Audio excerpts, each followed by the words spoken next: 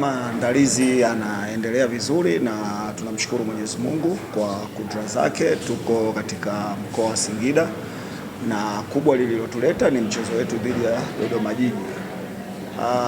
Hali halisi, maandalizi yanakwenda vizuri toka tulivyopata break ya FIFA. Vijana wamerudi, tumeendelea na mazoezi, tumepata mechi za kirafiki na naamini tuko tayari kwa ajili ya mchezo wa Dodoma na wote wako tayari kuikabili Dodoma Jiji.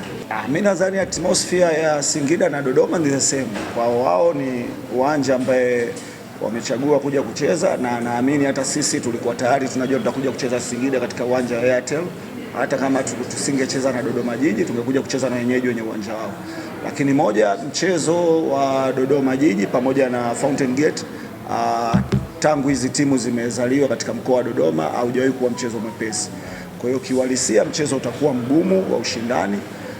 Tunachotaka kuangalia hapo ni mbinu za uwanjani za walimu pamoja na wachezaji, ili timu moja ambayo itafanya vizuri ipate matokeo. Sisi una umuhimu mkubwa, ukiangalia katika table sisi tuko chini na Dodoma wako juu yetu. Kwa hiyo lazima kwanza tuwaheshimu kwa hilo, kama wao wako juu yetu na sisi tuko chini.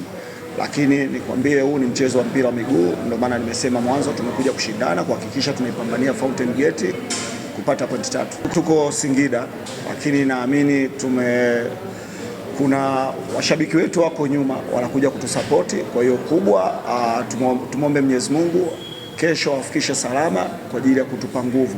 Unajua bila wao sisi hatuwezi kufanya chochote. Kwa hiyo naamini umoja ni nguvu na utengano ni udhaifu, na slogan ya Fountain Gate ni timu moja, timu pamoja. Yes, naamini kwa pamoja tutashinda.